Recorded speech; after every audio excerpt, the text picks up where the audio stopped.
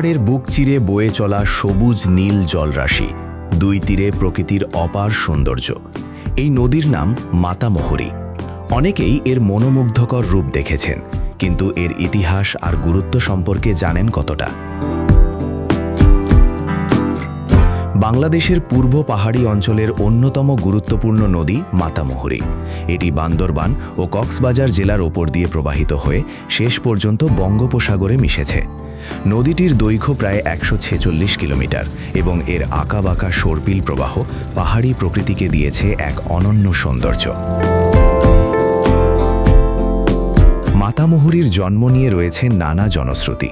স্থানীয়দের মতে কোনো একক ঝর্ণা থেকে নয়, বরং মাতৃস্তনের মতো অসংখ্য পাহাড়ি গাত্র থেকে চুইয়ে পড়া পানির ধারা মিলেই সৃষ্টি হয়েছে এই নদী। সেখান থেকেই এসেছে মাতামুহুরী নামটি। মারমা ভাষায় নদীটির নাম মামুরি। শুধু সৌন্দর্যের জন্য নয়, পার্বত্য অঞ্চলের ইতিহাস ও জনপদ গঠনের সঙ্গেও জড়িয়ে আছে এই নদী। লামা, আলীকদম ও চক্রিয়া উপজেলার বিকাশে মাতামুহুরীর অবদান অপরিসীম। একসময় এসব অঞ্চলের যোগাযোগ, বাণিজ্য এবং মানুষের যাতায়াতের প্রধান মাধ্যম ছিল এই নদী।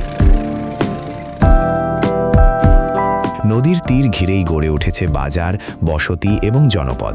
বলা হয়, মাতামুহুরীর পথ ধরেই লামা ও আলীকদমের দুর্গম পাহাড়ি এলাকায় মানুষের বসতি স্থাপনের সূচনা হয়েছিল।